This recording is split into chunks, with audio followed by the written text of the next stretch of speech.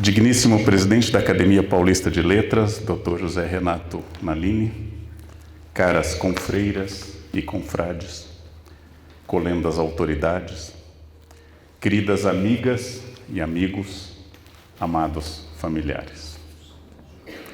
Boa noite. Hoje cumpro o ritual que a pandemia protelou. Chego à data da minha posse, na cadeira de número 7, para o qual fui eleito em abril de 2021. Entre o outono da eleição e o atual, houve muitos acontecimentos. Pantarrei, meu velho Heráclito, pantarrei, tudo flui no rio inexorável do tempo. Quando escolhi estudar José de Anchieta no doutorado, não supunha que sua figura estaria comigo até o simbólico dia 9 de junho de 2022, 425 anos após sua morte. Tudo parece interligado pelas tramas sutis da vida. Sou historiador. Relembro fatos pretéritos. Minha presença aqui é um ato afetivo de Gabriel Chalita. Depois da generosa lembrança do meu nome como candidato possível, encontrei-me com o presidente para conhecer mais a instituição. Agradeço a ambos o acolhimento. Sou também devedor dos generosos votos de tantos aqui presentes. Aspiro a conviver com pessoas inteligentes e interessantes. O meu primeiro ano na casa revela-me que o objetivo é válido e possível. Honram-me meus colegas com o carinho e atenção. Diferente da personagem Blanche Dubois, do bonde chamado Desejo, não dependo da caridade de estranhos. Vivo do afeto de gente conhecida e testada pela vida. Obrigado, confreiras e confrades. Enuncio agora outras afinidades eletivas. Maria Adelaide Almeida Santos do Amaral. Seu nome é quase um verso alexandrino. Ecoam nos meus ouvidos suas generosas palavras. Você é uma força da natureza, uma mulher apaixonante. Hoje tenho esta honra, chamá-la de amiga. Obrigado. Sua coerência restaura um pouco da minha crença na humanidade. Maria Adelaide, ouvi em um alpendre de Higienópolis, festa do Chalita, seus louvores a essa de Queiroz. Acompanhar seus elogios no discurso agora reproduz dentro de mim a sensação de Luísa, do primo Basílio. Era a primeira vez que lhe escreviam aquelas sentimentalidades. E o seu orgulho dilatava-se ao calor amoroso que saía delas, como um corpo ressequido que se estira num banho tépido. Sentia um acréscimo de estima por si mesma e parecia-lhe que entrava, enfim, numa existência superiormente interessante, onde cada hora tinha o seu encanto diferente, cada passo conduzia a um êxtase, e a alma se cobria de um luxo radioso de sensações. Nosso microfone deu uma... Obrigado, minha querida Essa do Amaral. Somos um pouco mais do que um melífluo Basílio ou o devaneio bovarista de Luísa, mas comungamos das palavras que proclamam que a arte existe, porque a vida é insuficiente. Tudo parece interligado pelas tramas sutis do fio da vida. Sigo no tear imbricado do passado. Sou filho de Clio, a musa da história. A casa que me acolhe surgiu em 1909. Minha cadeira tem por patrono José Bonifácio, o Moço, sangue ilustre da família que marcou a independência do Brasil. Foi um talentoso orador abolicionista. Dele temos o primeiro livro de poesias impresso em São Paulo, Rosas e Goivos. Nas palavras iniciais, o autor pergunta, fiel ao gosto romântico, o que é o passado, senão um sepulcro? O que é existência, senão um cadáver? Caiam, pois, sobre a lousa que a esmaga, rosas de um dia, goivos de toda a vida. Sim, caro poeta, o passado é um sepulcro. Todavia, o monumento que sobre ele erguemos diz do presente e dos nossos anelos de futuro. Os fatos lembrados são diálogos que reinventam nossa posição no mundo. O passado é um país distante. O passaporte sempre apresenta o rosto do portador. A 7ª cadeira foi iniciada pelo poeta mineiro José de Freitas Guimarães, que acabaria advogando em Santos, terra de origem dos Andradas. Em 1954, assumiu Nuto Santana, paulista de Tirapina, historiador biografado pelo nosso brilhante confrade José de Souza Martins. Pedro Ferraz do Amaral foi o imortal seguinte, era paulista de Piracicaba e tradutor de Maupassant, Stendhal e Thomas Mann. Compartilhamos, eu e Pedro do Amaral, o honroso ofício de escrever para o jornal O Estado de São Paulo. Chego, enfim, à minha antecessora imediata, a paulistana Ana Maria Martins. Coincidência, era bisneta do patrono da cadeira, José Bonifácio, o Moço. Ana foi tradutora, escritora admirável de contos e personagem histórica da sociedade quatrocentona. Eu era jovem, em São Leopoldo, quando li na biblioteca municipal um livro de Agatha Christie traduzido por ela. Sem querer, Ana Maria fez algo que num dia atrairia meu ser ao lugar que ela ocupava. Tudo parece interligado pelas tramas sutis do fio da vida. Mulher ousada, livre das formas e formas da sociedade, foi capaz de fazer da sua vida um manifesto a favor da liberdade e da capacidade de amar a quem desejasse. Subscrevo o final do discurso de posse de Ana Maria em 1992, há 30 anos. Embora ache que o compromisso essencial do escritor é para com a literatura, considero que o intelectual não pode permanecer omisso em relação a fatos que aviltem o ser humano.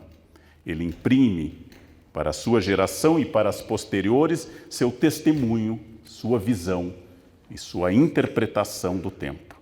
O escritor não pode calar-se e jamais pode ser calado. Ana Maria.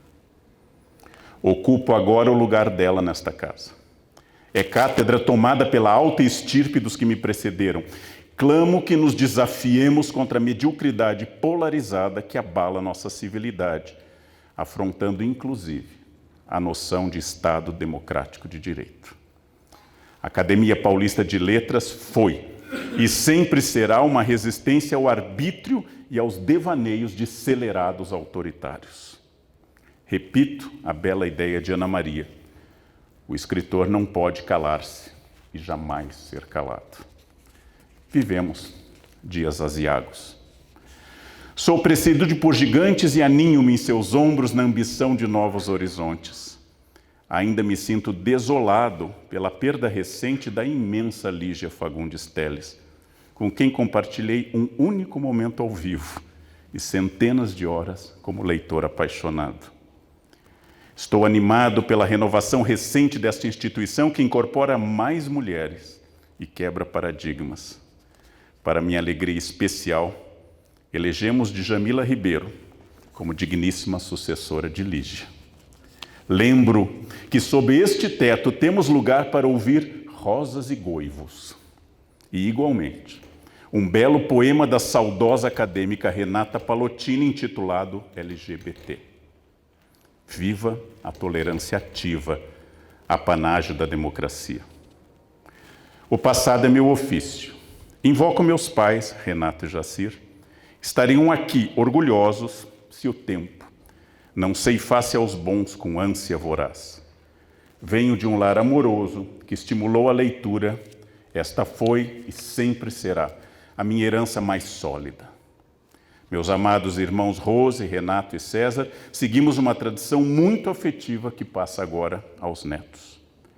Querido pai, Dr. Renato Carnal, obrigado pela primeira lição de latim e de francês, pelas indicações da língua portuguesa e pelo amor que, como Santo Agostinho recomendava, teve como medida a inexistência do limite. Meu português, querido pai, ainda claudica na prosódia e na análise sintática. Paciência, preciso estudar mais. Porém, prometo-lhe, enquanto a minha língua existir e articular-se, eu louvarei o amor que recebi e o respeito ao saber. Um agradecimento aos professores que me formaram. Relembro as primeiras mestras no Colégio São José. Eu sou fruto da dedicação de educadores extraordinários. Querem um exemplo da aposta no futuro que implica ensinar? Eu estou aqui porque a doutora Janice Teodoro acolheu-me e orientou-me na USP. Eu sou fruto da esperança de muitos. Louvo meus mestres jesuítas, os quais deixaram um sulco fundo na minha alma. As aspirações inacianas reforçaram minha energia racional e retórica. Relembro a profecia de Daniel. Aqueles que ensinam para a justiça brilharão como estrelas do céu.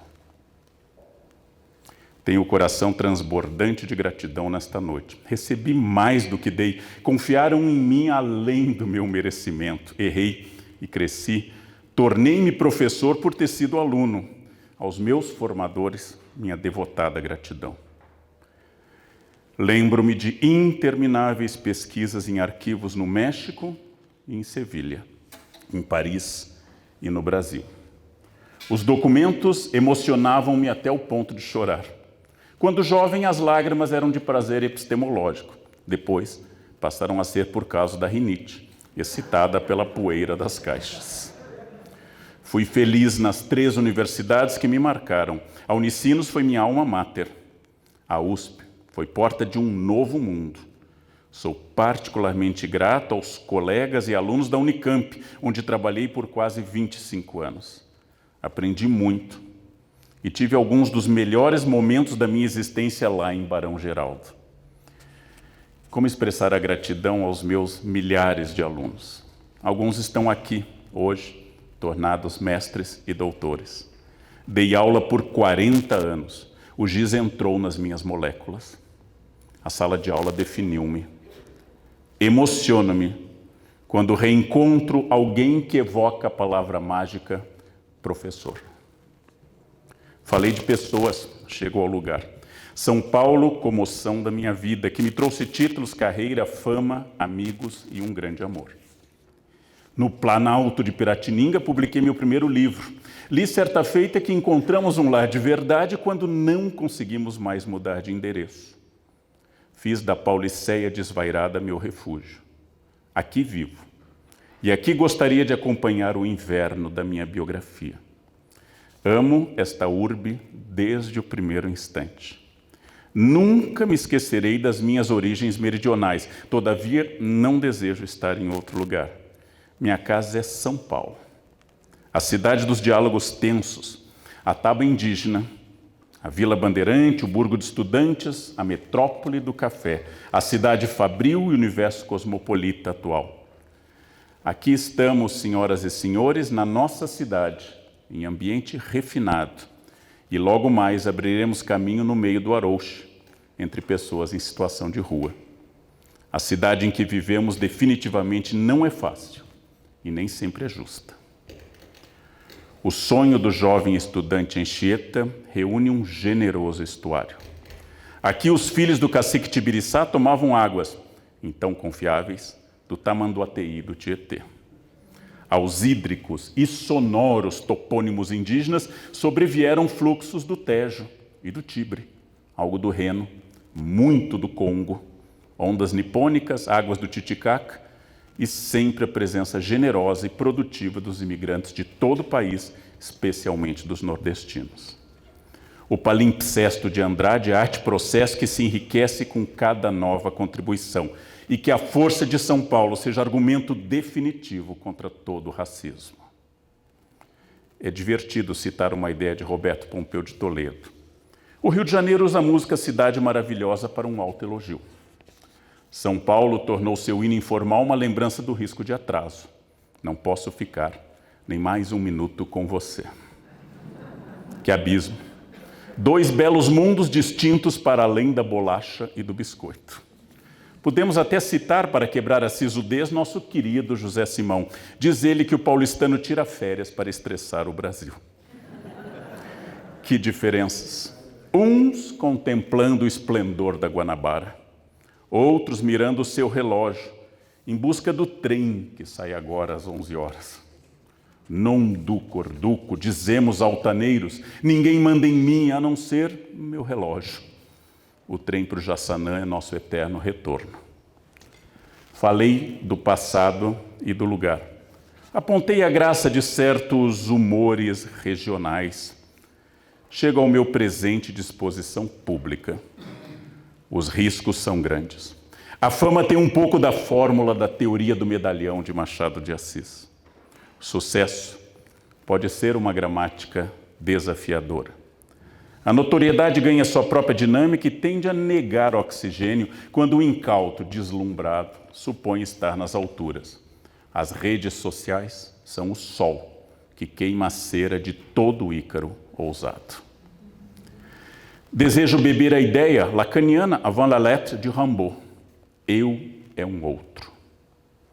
São Paulo gestou muitos sonhos que eu embalava em silêncio. Conjuguei no Aleph paulistano a alquimia dos meus contrários. Enfim, amo São Paulo por ter amparado minha metamorfose consciente e inconsciente. Amo como amálgama. É que quando eu cheguei por aqui, eu nada entendi. Foste um difícil começo, Sampa. Minha amada cidade é esfinge que decifra e devora. Falei do passado e do presente, arrisco-me, enfim, no campo sediço do futuro. Vamos à ficção profética. Num dia, talvez, alguém subirá a esta tribuna e falará do acadêmico Leandro Carnal, recentemente falecido.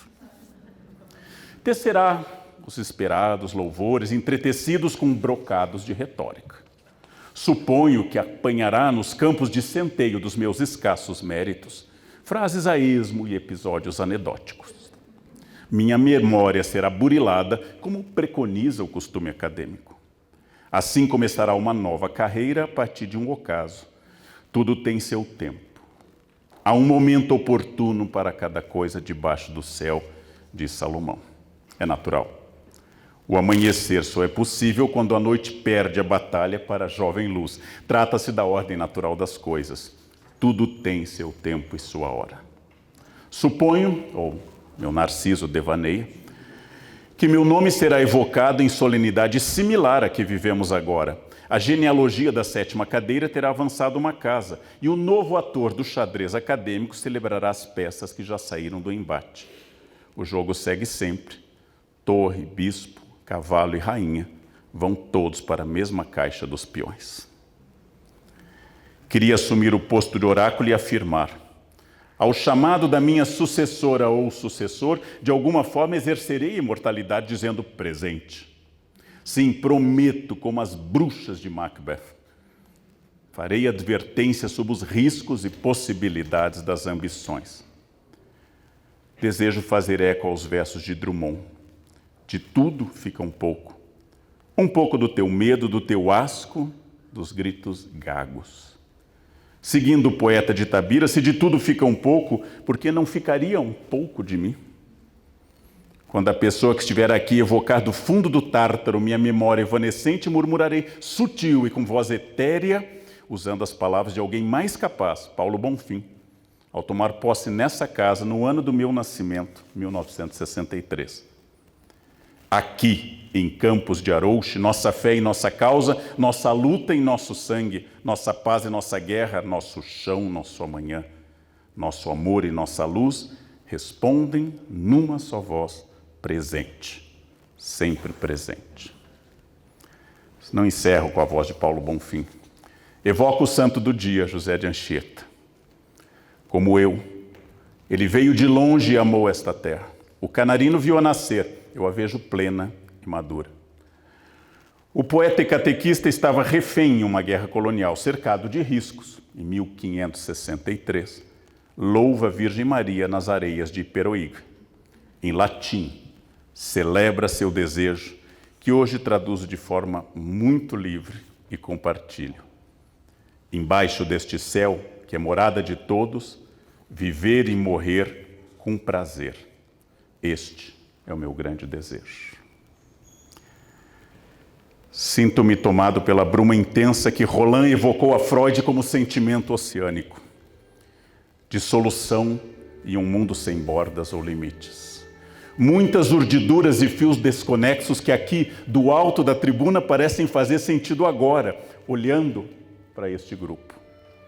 Vocês são toda a minha vida, em quase 60 anos. Eis minha biografia diante de mim. Cheguei com uma mala de livros e muitos sonhos ao terminal rodoviário Tietê. Lutei, cresci, ao ponto de ter hoje universo carnal. Cruzei o Rubicão incontáveis vezes. Posso desejar mais? Sim. Desejo meus amigos. Desejo estar aqui com vocês.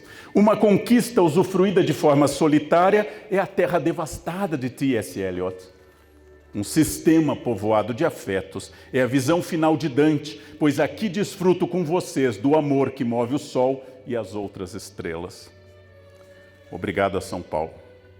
Obrigado a esta casa que me acolhe. Obrigado a todos que aqui vêm.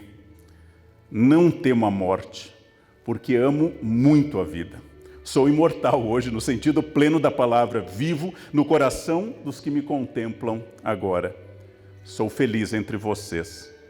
Sou para sempre aqui. Como escreveu o patrono da cadeira, é certo que vos amo e basta. Volta ao poeta Anchieta. Viver e morrer com prazer, em meio a tantos fios densos e essenciais. Obrigado, meus queridos aqui presentes. Consegui amar. Estou feliz. Tudo parece interligado pelas tramas sutis da vida. Penélope pode descansar da lida infinda. Retornei a Ítaca. Finalmente, estou em casa. Muito obrigado.